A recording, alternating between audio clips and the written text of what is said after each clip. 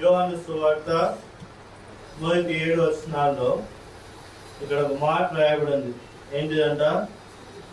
ఆయన మార్గంలో పోల్చుండగా పుట్టు గుడ్డివాడైన ఒక మనుష్యుడు కనబడెను. కాబట్టి ఈ మనుష్యుడు ఎవరట? పుట్టు గుడ్డివాడు. కాబట్టి పుట్టుకతోటి ఆయన గుడ్డివాడు. అయితే ఆయన శిష్యులు ఆయన గురించి అడుగుతున్నారు. ఏమని అడుగుతున్నారు ఆయన శిష్యులు ఆయన గురించి? ప్రభా, వీడు గుడ్డివాడే పుట్టుటకు ఎవరు పాపం చేశాను అని అడిగినారు. అయితే ఒక్కొక్కరు ఒక్కొక్క విధానంలో అనుకుంటున్నారు. శిష్యులు అనుకుంటున్నారు, ప్రభా వీడు గుడ్డివాడే పుట్టడానికి మరి ఎవరు పాపం చేస్తున్నారు అని అడిగినారు. అడిగినప్పుడు మరి ఇది శిష్యుల యొక్క విధానం. మరి వీడు గుడ్డివాడే పుట్టుటకు ఎవరు పాపం చేస్తున్నారు. అంతేకాదు, మరి అక్కడ పరిసయ్యులు ఉన్నారు. ఆ పరిసయ్యులు ఏమనుకుంటున్నారు? 34 వచనం, యోహాను సువార్త 9వ అధ్యాయము 34 వచనం. అందువారు నీవు కేవలము పాపివై పుట్టినవాడు. మరి పరిసయ్యుల యొక్క విధానం ఏంటిదంట? నువ్వు కేవలము పాపి అయి పుట్టినవాడవు అని అంటున్నారు. కాబట్టి వీరి యొక్క గుడితనము శారీరకంగా ఉంది. కాబట్టి ఈ యొక్క గుడితనాన్ని బట్టి మరి శిష్యులు అనుకుంటున్నారు ఎవరు పాపం చేస్తున్నారు అని అనుకుంటున్నారు. తర్వాత కొంచెం సౌండ్ పెంచండి. తర్వాత పరిసయ్యులు అనుకుంటున్నారు మరి ఎవరు పాపము చేస్తున్నారు అని అడుగుతున్నారు. పరిసయ్యులు ఏమంటున్నారు? వీడు పుట్టినప్పుడే పాపిగా పుట్టినావని వాళ్ళు అంటున్నారు. 34 వచనంలో నువ్వు కేవలము పాపివై ఉన్నావు. కొంచెం సౌండ్ పెంచుతాను.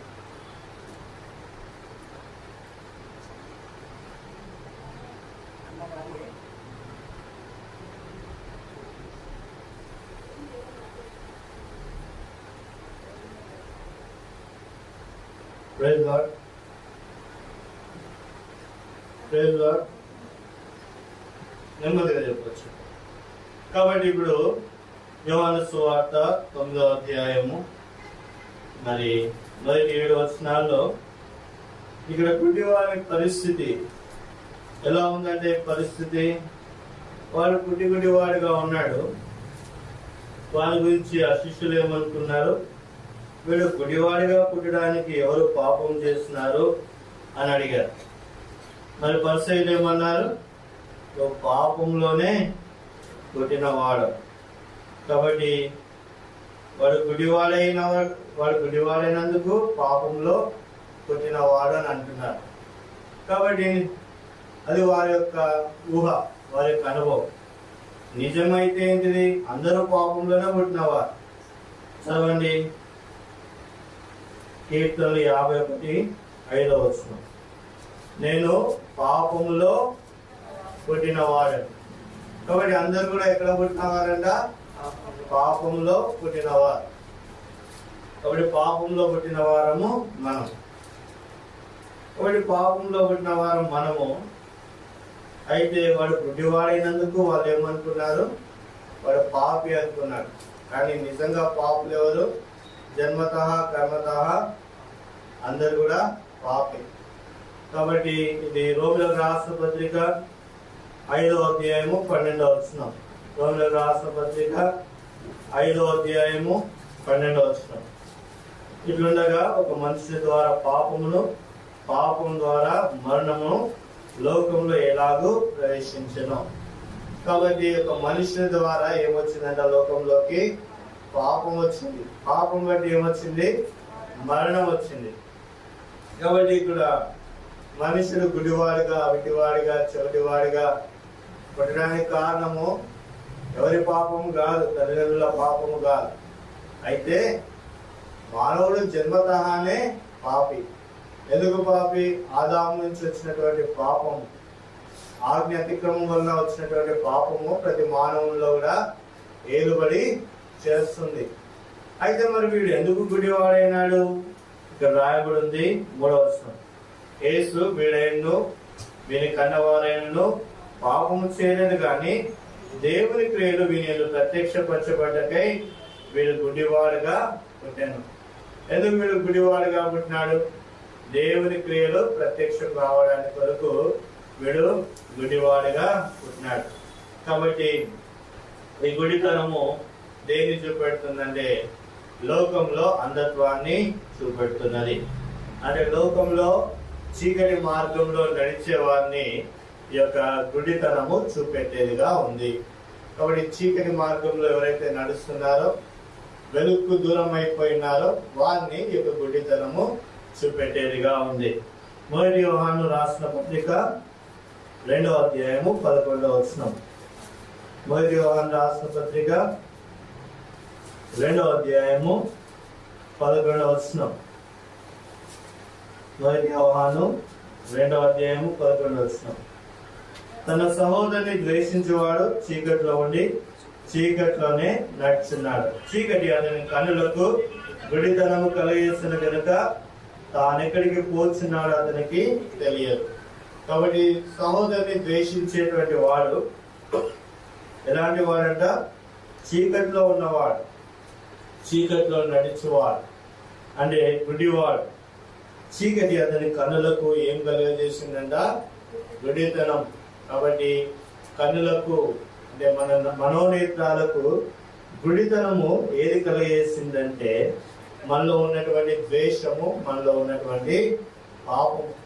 కాబట్టి బహిర్గతంగా ఉండేటువంటి గుడ్డితనము ఏమాత్రం కూడా చీకటిని కలుగ చేయలేదు. కానీ మన హృదయాంతరంగంలో ఉన్నటువంటి ద్వేషము, ఆ యొక్క ఆదాము నుంచి వచ్చినటువంటి పాపము ద్వారా మనం ఏమైపోయినామంట? గుడితనంలోకి వెళ్ళిపోయినాం. కాబట్టి జాన్ గాస్పెల్ చాప్టర్ 12:40, యోహాను సువార్త 12వ అధ్యాయము 40వ వచనం. యోహాను సువార్త 12వ అధ్యాయము 40వ వచనం. యోహాను సువార్త 12:40 చదవండి. ఎందుచేత వారు నమ్మలేకపోయేది ఏలైనగా వారు కన్నులతో చూచి హృదయంతో గ్రహించి మనస్సు మార్చుకుని నా వలన స్వస్థపరచకున్నట్లు ఆయన వారి కన్నులకు అంధత్వము కలిగేసి వారి హృదయములను కఠినపరుచుకునేను, ఘటన పరిచయం.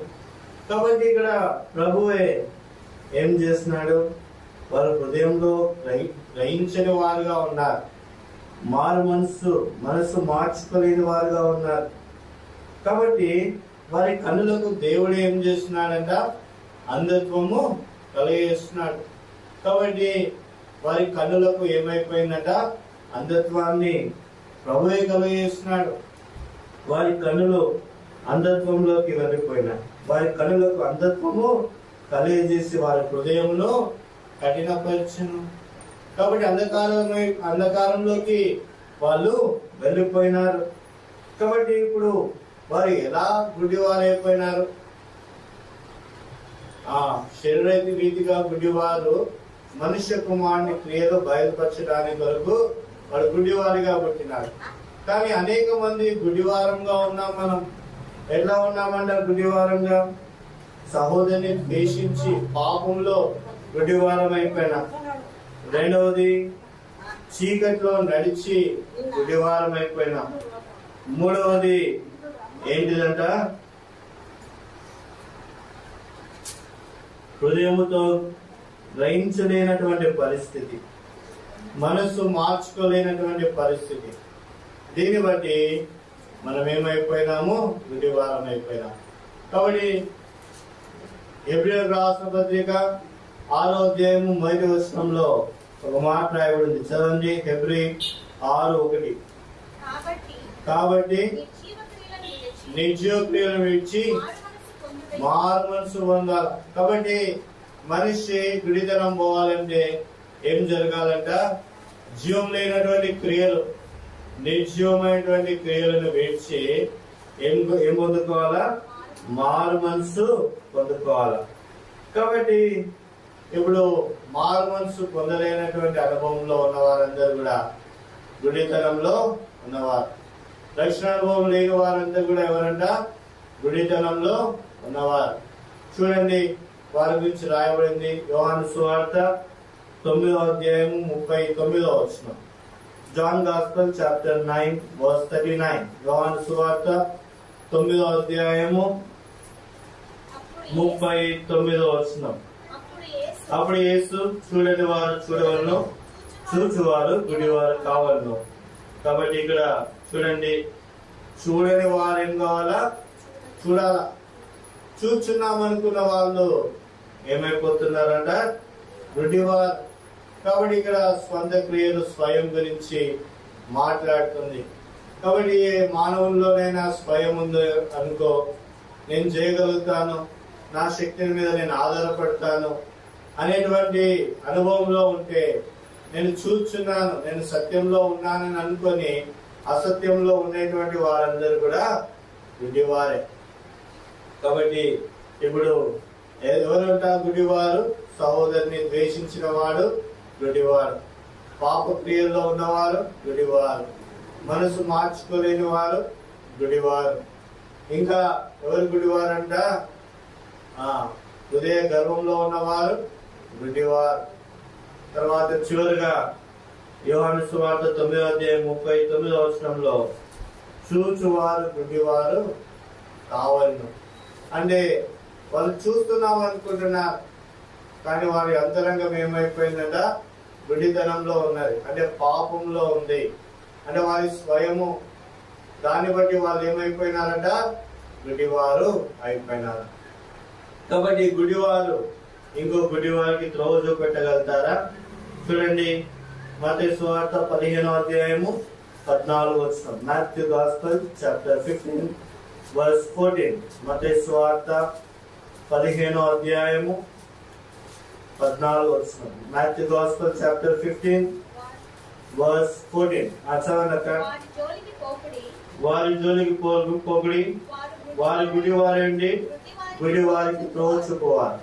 గుడివాడు గుడివారికి త్రోవ చూపినట్లా వారిద్దరు గుంటలో పడదరు కదా నేను. కాబట్టి గుడివారు గుడివారికి త్రోవ చూపెడితే ఏమైపోతారంట? గుంటలో పడతారంట. కాబట్టి ఒక ఊర్లో ఒక పెద్ద పాస్టర్ ఉన్నాడు, చాలా పెద్ద బోధకుడు. ఆ ఊర్లో కూడా ఒక సంపన్నమైనటువంటి కుటుంబం ఉంది.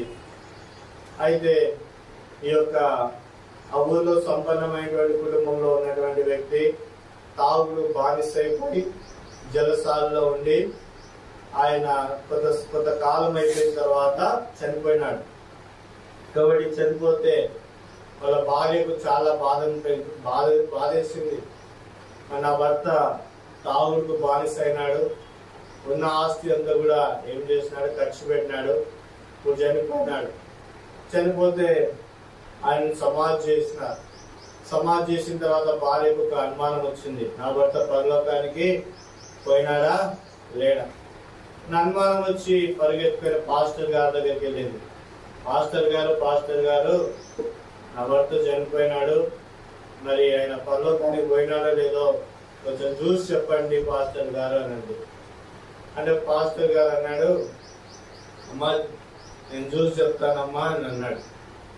అయితే మరి కొంచెం ఖర్చు అవుతుందమ్మా దానికి, మరి నువ్వు డబ్బులు ఇస్తే మరి ప్రార్థన చేస్తాను అని అన్నాడు. అంటే సరే పాస్టర్ గారని తనకు కొంచెం డబ్బు ఇస్తే అప్పుడు పాస్టర్ గారు ప్రార్థన చేసినారు. తర్వాత మళ్ళా వచ్చిన తర్వాత పాస్టర్ గారు మా భర్త పరలోకానికి వెళ్ళాడంటే ఆయన అన్నాడు, అమ్మా మీ భర్త బాగా పాపం చేస్తున్నాడు, మరి ఇప్పుడే మీ ఇంట్లో నుంచి బయటకు వచ్చినాడు, ఇక పరలోకం పోలేదు అని అన్నాడు. అయ్యో పాస్టర్ అని ఆమె దగ్గర ఉన్న డబ్బు మళ్ళా ఇచ్చింది. మళ్ళా వెళ్ళి అడిగింది, పాస్టర్ గారు మా ఆయన మరి పరలోకానికి పోయినాడంటే చాలా ఖర్చు అవుతుందమ్మా, ఆయన పరలోకం పోవాలంటే ఈ భూలోకం మీద చేసిన పాపం కొంచెం కాదు, చాలా పెద్ద పాపాలు చేస్తున్నాడు, మరి పూట కష్టమే అమ్మా అంటే లేదు పాస్టర్ ఎంత డబ్బు అయినా ఇస్తానో పరలోకానికి పంపియండి అని తను అంటే మరి పాస్టర్ ఏమైనా రావడము, పాస్టర్ డబ్బులు తీసుకోవడము, చివరిగా అంత అయిపోయిన తర్వాత కొంతకాలానికి అమ్మా మరి కాలు మాత్రం బయట ఉన్నది, మరి కొంచెం అయితే పరలోకంలో కాలు పెడతాడు.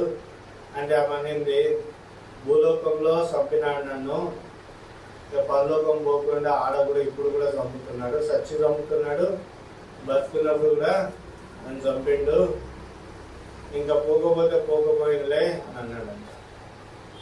కాబట్టి ఇప్పుడు ఎవరు గుడ్డివారు? ఎవరండి గుడ్డివారు? చచ్చిపోయినాడు గుడ్డివాడే. తర్వాత ఈమె కూడా గుడ్డిదే. పాస్టర్ దగ్గర పోయి పరలోకానికి పోవడానికి ప్రార్థన చేపిస్తానంటే ఈమె కూడా ఏంటిది? గుడ్డిదే. తర్వాత మూడో ఆయన ఎవరు గుడ్డి అయినా? పాస్టర్ కూడా గుడ్డోడే. కాబట్టి గుడ్డోళ్ళందరూ కలిసి ఏమవుతున్నారంట? మత్తయి సువార్త 15వ అధ్యాయము 14వ వచనం. Matthew gospel chapter 15 verse 14. వారు గుడ్డివారే అండి. గుడ్డివారికి త్రోవ చూపేవారు, గుడ్డివారికి త్రోవ చూపేవారు. గుడ్డివారికి త్రోవ చూపిన వారిద్దరు గుంటలో పడతారు. కాబట్టి ఎక్కడ పడతారంట? వారు గుంటలో పడతారు. అంటే ఎక్కడికి వెళ్తారు వాళ్ళు? రక్షణ మార్గంసు పాప క్షమాపణ లేనటువంటి గుడివారు ఎక్కడికి వెళ్తారు? గుండెలోకి వెళ్తారు. అంటే మరణము పాతాళంలోకి వాళ్ళు ప్రవేశించేవారుగా ఉన్నారు. కాబట్టి ఎవరంట? గుడివారు.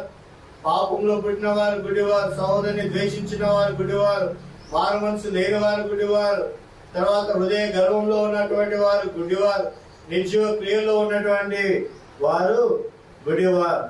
కాబట్టి గుడివారితో సహవాసం చేస్తే పోయేది ఎక్కడికంట? గుండెలోకే వెళ్తారు. కాబట్టి యెషయా గ్రంథము 5వ అధ్యాయము 20వ వచనం. Book of Isaiah chapter 5 verse 20. యెషయా గ్రంథం 5వ అధ్యాయము 20వ వచనం. Book of Isaiah chapter 5 verse 20. కీడు మేలనియు మేలు కీడనియు చెప్పుకొని చీకటి వెలుగనియు వెలుగు చీకటిని ఎంచుకుని వారికి శ్రమ. కాబట్టి చీకటి ఎవరంట? సాతాన్. చీకటి ఎప్పుడు వెలుగు కాదు. వెలుగు ఎవరు? దేవుడు. ఆయన ఎప్పుడు కూడా చీకటి కాదు. కాబట్టి ఇక్కడ రాయబడి ఉంది, కీడు మేలనియు మేలు కీడనియు, చీకటి వెలుగనియు వెలుగు చీకటి అనియు చెప్పుకునే వారికి ఏంటిదంట? శ్రమ. Book of Isaiah chapter 59 verse 10. Isaiah గ్రంథం 59వ అధ్యాయం 10వ వచనం. గోడ కొరకు గుడివారి వలె తడువులాడుచున్నారు, కనులేని వారి వలె తడువులాడుచున్నారు, సంధ్య చీకటి అందువలనే మధ్యాహ్న కాలమున కాలు జారి పడుచున్నారు. కాబట్టి గోడను పట్టుకోవడానికి కొరకు గుడివారు ఎట్లయితే తడువులాడతారో అలా తడువులాడుచున్నారు మనుషులు. కను లేని వారి వలె తడువులాడుచున్నారు. నిజమైన దేవుణ్ణి తెలుసుకోలేనటువంటి పరిస్థితిలో వాళ్ళు ఉన్నారు. కాబట్టి ఇదంతా కూడా గుడ్డితనమే. కాబట్టి గుడ్డితనాన్ని తొలగించడానికి నిజ దేవుడు పరలోకమందున్న వాడు, ఆ యొక్క ప్రకాశవంతుడు, మార్గజ్యోతి అయిన ప్రభువైన యేసుక్రీస్తు వారు 2025 సంవత్సరాల క్రితం ఈ లోకానికి వచ్చినాడు. ఎఫెసీయులకు రాసిన పత్రిక 1వ అధ్యాయము 17వ వచనం. ఎఫెసీయులకు రాసిన పత్రిక 1వ అధ్యాయము 17వ వచనం. మరియు మీ మనోనేత్రములు వెలిగింపబడినందున ఆయన మిమ్మల్ని పిలిచిన పిలుపు వలన నిరీక్షణ ఎట్టిదో. కాబట్టి ఇప్పుడు మన మనోనేత్రములు ఏమైపోయినాయంట? వెలిగించబడినాయి. కాబట్టి ఇప్పుడు ప్రభువు మన యొక్క మనోనేత్రాలు ఏం చేస్తున్నాడు? వెలిగించినాడు. అంటే మన యొక్క పాపము చీకటి బ్రతుకును ప్రభు శిలువ రక్తం ద్వారా ఏం చేస్తున్నాడు? కడిగినాడు, పరిశుద్ధపరిచినాడు. కాబట్టి మన పేర్లు ఎక్కడ రాయబడి ఉన్నాయి? గొర్రెపిల్ల జీవ గ్రంథం మందు రాయబడింది. కాబట్టి ఎవరైతే ప్రభు రక్తం దగ్గరికి వచ్చి వారి పాపాలు కడుక్కుంటారో, ప్రభువా నేను పాపిని అని ఒప్పుకుంటారో, వారి యొక్క మనోనేత్రములు ఏం చేయబడతాయంట? వెలిగించబడతాయి. వారి యొక్క మనోనేత్రములు వెలిగించబడతాయి. వారి పేర్లు జీవ గ్రంథంలో రాయబడి ఉంది. కాబట్టి ప్రకటన గ్రంథం 21వ అధ్యాయము 27వ వచనం. ప్రకటన గ్రంథం 21వ అధ్యాయము 27వ వచనం. 21:27. గొర్రెపిల్ల జీవ గ్రంథమందు వ్రాయబడిన వాడే దానిలో ప్రవేశింతురు గాని నిషిద్ధమైనదైన అసహ్యమైన దాన్ని అబద్ధమైన దాన్ని జరిగించి వాడేనో దానిలోనికి ప్రవేశింపడు. కాబట్టి గొర్రెపిల్ల జీవ గ్రంథమందు ఎవరి పేర్లైతే రాయబడినాయో వారు పరలోక రాజ్యంలోకి ఏం చేయబడతారంట? ప్రవేశింపజేయబడతారు. కాబట్టి ఒకనాడు జీవ గ్రంథంలో లేనివారు ఎవరు? వాళ్ళు గుడ్డివారు. ఆ గుడ్డివారు ఎలా ఉన్నారంట? సహోదరుణ్ణి ద్వేషించినారు. మనసు మారలేనటువంటి పరిస్థితి, నిర్జీవ క్రియల్లో ఉన్నటువంటి పరిస్థితి, అంధకారంలో ఉన్నటువంటి పరిస్థితి, హృదయ కాఠిన్యంలో ఉన్నటువంటి పరిస్థితి. తర్వాత వారు తమకు తామే వెలుగు సంబంధులం అనుకునేటువంటి పరిస్థితి. వాళ్ళు చీకట్లో ఉన్నటువంటి వ్యక్తులు. కాబట్టి స్వయం కూడా గుడితనమే అని Bible సెలవిస్తున్నది.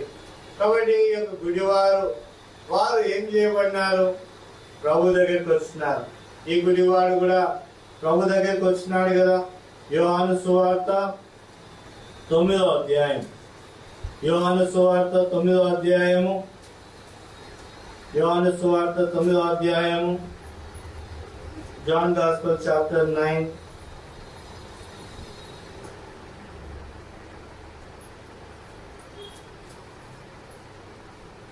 John gospel chapter 9 verse 1. మార్గమున పోల్చుండగా పుట్టి గుడ్డివాడైన ఒకడు దేవునికి కనబడ్డాడు. కాబట్టి మనం కూడా ప్రభువుకు కనబడ్డాం. మనం ప్రభుని వెతకలేదు కానీ ప్రభువే మనల్ని చూస్తున్నాడు, మన గుడితనాన్ని చూస్తున్నాడు.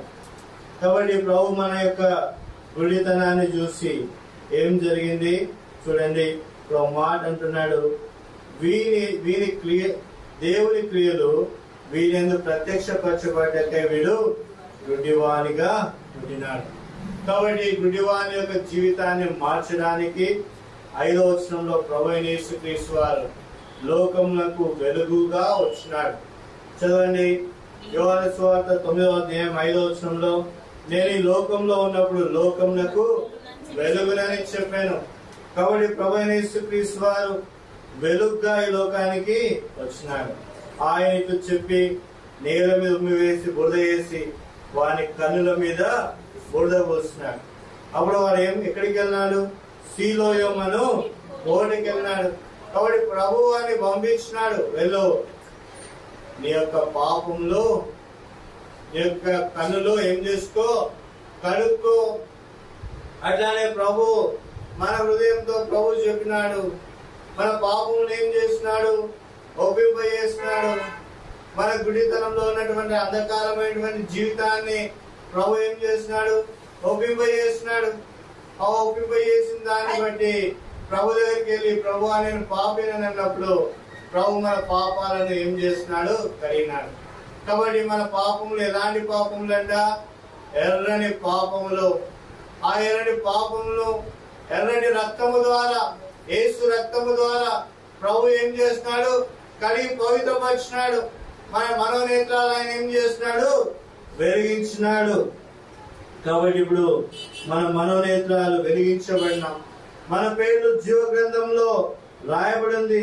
యోహాను సువార్త 9వ అధ్యాయము 7వ వచనంలో వాడి స్థితి ఎట్లా ఉందంట? వాడు చూపు నుండి వచ్చను అని రాయబడింది. చూడండి, జాన్ గాస్పెల్ చాప్టర్ 9 verse 7. వాడు వెళ్ళి కడుక్కొని చూపు గల వాడే వచ్చాను. కాబట్టి వాడు వెళ్ళి కడుక్కొని చూపు గల వాడే వచ్చాను. కాబట్టి వాడి అంధకారము తొలగించబడింది. అలాగే మనం కూడా ప్రభు యొక్క పాద సన్నిధికి వెళ్ళి మన యొక్క పాపములు ప్రభు దగ్గరికి వెళ్ళి చెప్పినప్పుడు ప్రభు తన రక్తం ద్వారా మన పాపాలు కడిగి మనకేమిచ్చినాడు? నిజమైనటువంటి వెలుగునిచ్చినాడు. మన మనోనేత్రాలు ఏం చేస్తున్నాడు? ప్రభు వెలిగించినాడు. మనకేం దొరికింది? వెలుగు దొరికింది, నిరీక్షణ దొరికింది. మనం కూడా వెలుగు సంబంధులంగా మార్చబడినాం. కాబట్టి యోహాను సువార్త 8వ అధ్యాయము 12వ వచనంలో ఈ మాట రాయబడింది. John gospel chapter 8:12. మరలా యేసు, నేను లోకమునకు వెలుగును, నన్ను వెంబడించు వారు చీకటిలో నడవక జీవపు వెలుగు కలిగి ఉండినని అతనితో చెప్పాను. కాబట్టి ఒకనాడు అంధకారంలో హృదయ కాఠిన్యములతో నడుచుకున్న వారు, దేవుని ఎరగని వారు, గుడివారంగా ఉన్నాం. మనతో ఉన్న వారందరూ కూడా గుడివారుగా ఉన్నారు. గుడివారికి స్లో చూపలేనటువంటి పరిస్థితి, గుండెలో పడిపోయినటువంటి పరిస్థితి. గుండెలో నుంచి లేవనెత్తి ప్రభు మనకి ఇప్పుడు ఏమైనాడు? మార్గదర్శి అయినాడు. కాబట్టి 12వ వచనంలో, నేను లోకమునకు వెలుగును, నన్ను వెంబడించు వారు చీకట్లో నడవక జీవపు వెలుగు కలిగి ఉండునని వారితో చెప్పాను. కాబట్టి ప్రభు ఇప్పుడు మనల్ని ఏం చేస్తున్నాడు? మన మనోనేత్రంలో వెలిగించడే కాదు, ప్రభు మనల్ని ఏం చేస్తున్నాడు? నడిపించే దేవుడిగా ఉన్నాడు. ఎలా నడిపిస్తున్నాడు? John gospel chapter 10:4. యోహాను సువార్త 10వ అధ్యాయము 4వ వచనం. మరియు అతడు తన సొంత గొర్రెలన్నిటిని వెలుపలికి నడిపించినప్పుడల్లా వాటి ముందుగా నడుచును. గొర్రెలు అతని స్వరం ఎరుగును గనుక అవి అతన్ని వెంబడించును. కాబట్టి గొర్రెలు మరి త్రోవ తప్పిపోకుండా కాపరి వలె ప్రభువైన యేసుక్రీస్తు వారు గొర్రెలకు ముందుగా నడుస్తున్నాడు. కాబట్టి వారు గుండెలో పడకుండా వారిని నడిపించేవాడుగా ఉన్నాడు. ఒకనాడు మన నాయకుడు సాతాను, శత్రువు అయినటువంటి సాతాను, వాడు అంధకార క్రియల్లో ఉన్నటువంటి వాడు, వాడు అంధకారంలో ఉన్నటువంటి వాడు. చూస్తున్నాం కదా ఉదయకాల సమయంలో మత్తయి సువార్త 15వ అధ్యాయము 14వ వచనం చదవండి. Matthew gospel chapter 15:14. మత్తయి సువార్త 15వ అధ్యాయము 14వ వచనం. వారు గుడ్డివారండి, గుడ్డివారికి త్రోవ చూపును, గుడ్డివాడు గుడ్డివానికి త్రోవ చూపిన వారిద్దరు గుండెలో పడదు. కాబట్టి సాతాను వెళ్ళేది పాతాళంకే, గుడివాడు వెళ్లాల్సింది పాతాళంకే. కాబట్టి పాతాళంకి వెళ్లాల్సిన మనము ఇప్పుడు మనకు గుడివాడు కాదు, మన యొక్క కాపరి. మన కాపరి నిజమైనటువంటి దేవుడు, పరిశుద్ధుడు, నిర్దోషి, మన విషయమే ప్రాణం పెట్టిన వాడు, మంచి కాపరి మన దేవుడు. కాబట్టి ఇప్పుడు యోహాను సువార్త 10వ అధ్యాయము 4వ వచనంలో 10వ అధ్యాయము 4వ వచనంలో ప్రభు అంటున్నటువంటి మాట ఏంటిదంట? గొర్రెలు ఆయన ఏం చేస్తాయంట? వెంబడిస్తాయి. ఆయన ఏం చేస్తాడు?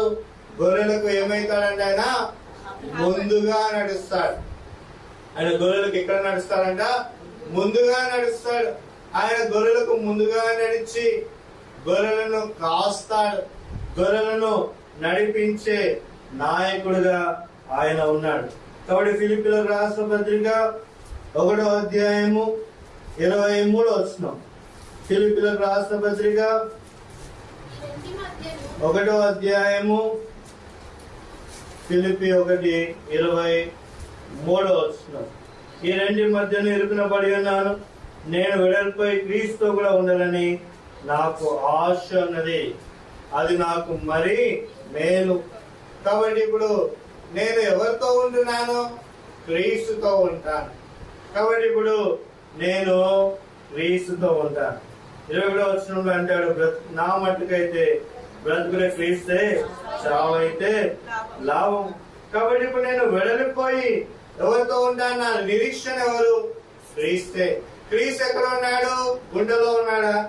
క్రీస్తు నిత్య రాజ్యంలో ఉన్నాడు, పరలోక రాజ్యంలో ఉన్నాడు, యుగాయుగంలో రాజ్యమేటువంటి దేవునితో ఉన్నాడు. కాబట్టి నేను వెడలిపోయి క్రీస్తుతో కూడా ఉంటాను. కాబట్టి యుగాయుగంలో పరలోక రాజ్యంలో నేను ఉంటానని పౌలు గారు చెప్తున్నాడు.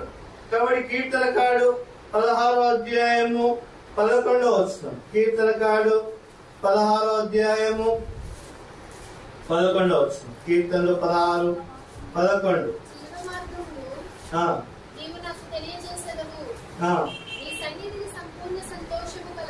చాలండి. కాబట్టి జీవ మార్గంలో నీవు నాకు తెలియజేసేదవు, నీ సన్నిధిని ఏమున్నాయంట సంపూర్ణ సంతోషము కలదు. కాబట్టి ప్రభు మనల్ని తన సన్నిధానానికి తీసుకొని వచ్చినాడు. ఇక్కడ ఏముందంట సంపూర్ణమైనటువంటి సంతోషం ఉంది. Book of Isaiah chapter 30 verse 20, యెషయా గ్రంథం 30వ అధ్యాయము 20వ వచనం. Book of Isaiah chapter 30 verse 20.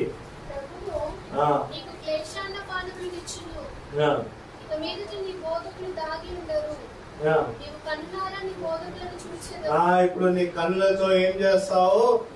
నీ బోధకులను చూసేదావు. నిన్ను నడిపించే వాడిని, నేను చూపెట్టేటువంటి అనుభవాన్ని ప్రభు మనకి ఇచ్చినాడు.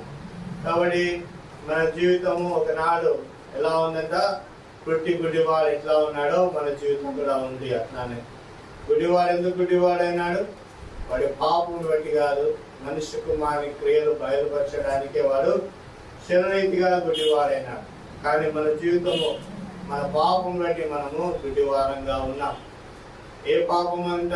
సహోదరిని ద్వేషించి చీకట్లో ఉన్నా, హృదయ కాఠిన్యం బట్టి చీకట్లో ఉన్నా, సత్యానికి దూరమైంది చీకట్లో ఉన్నా, తర్వాత మన స్వయాన్ని బట్టి మనము చీకట్లో ఉన్నాం. కాబట్టి గుడ్డివారం అయిపోయినాం. కాబట్టి గుడ్డివారమైన మనము ఎవరిని వెంబడించినా? గుడ్డివారినే వెంబడించినాం. ఆ విధవరాలు ఆ పాస్టర్ గారిని వెంబడించింది. విధవరాలు ఏమనింది? అయ్యా మన ఆయన చనిపోయినాడు, పరలోకానికి పోయిందా లేదో చూసి చెప్పమంటే ఆయన ఏమన్నాడు? డబ్బులు ఏమో ప్రార్థన చేస్తా అన్నాడు. కాబట్టి ఆయనకు రక్షణ లేదు, ఆమెకు రక్షణ లేదు, తన భర్తకు రక్షణ లేకుండానే నరకానికి వెళ్ళినాడు. అలాంటి పరిస్థితి మనం. కాబట్టి గుడివాళ్ళతో మనం వెళ్తే వెళ్ళాల్సింది ఎక్కడికన్నా గుండెలోకి వెళ్ళాలి. అలాంటి పరిస్థితుల నుండి ప్రభువైన యేసుక్రీస్తు వారు మనల్ని రక్షించినాడు. రక్షించి ఆ కలువరి శిలువలో ప్రభువైన యేసుక్రీస్తు వారు 2025 సంవత్సరాల క్రితము ఆయన మరణించినాడు. ఎర్రటి పాపములు కలిగినటువంటి మనము ఆయన ఎర్రటి రక్తము ద్వారా మన పాపాలను కడిగి మనల్ని పరిశుద్ధులుగా చేసినాడు, నీతిమంతులుగా చేసినాడు. జీవ మార్గం అంటే ఏందో చూపెట్టినాడు, వెలుగు అంటే ఏందో చూపెట్టినాడు, నిత్య రాజ్యం అంటే ఏందో చూపెట్టినాడు. మనకు కాపరిగా ప్రభు ఏం చేస్తున్నాడు? మనల్ని నడిపించేవాడుగా ఉన్నాడు. మన కాపరిగా ఆయన మనకు ముందుగా పోవచ్చు. మనల్ని ఏం చేస్తున్నాడు? నడిపిస్తున్నాడు. మన పేర్లు జీవ గ్రంథంలో రాసి పెట్టినాడు. అంతేకాదు, ఈ యొక్క శరీరాన్ని వదిలిపెడితే మనం ఎక్కడ ఉంటామంటే, ఎవరితో ఉంటామంట? క్రీస్తుతో ఉంటాం, నిత్య రాజ్యంలో ఉంటాం. కాబట్టి ప్రభు మనల్ని ఇప్పుడు ఎక్కడ తీసుకొని వచ్చినాడంట? తన సన్నిధానానికి తీసుకొని వచ్చినాడు. తనతో ఉండేటువంటి భాగ్యాన్ని ప్రభు మనకు ప్రత్యక్షపరిచినాడు. అందుకోసమే ప్రకటన గ్రంథం 21వ అధ్యాయము 5వ వచనంలో మాట రాయబడింది. ప్రకటన గ్రంథం 21వ అధ్యాయము 5వ వచనం. అప్పుడు సింహాసనాసీనుడైన వాడు ఇదిగో సమస్తమును నూతనమైనగా చేసినాడు. కాబట్టి ప్రభు నూతనమైన చేసినాడు, విడితనాన్ని తొలగించినాడు, వెలుగునిచ్చినాడు. ప్రభువును యథార్థంగా మనము ఆరాధించుదాము. అందరం లేచి పాట పాడుకుంటాం, తర్వాత మనము ఆరాధనలోకి ప్రవేశిద్దాం.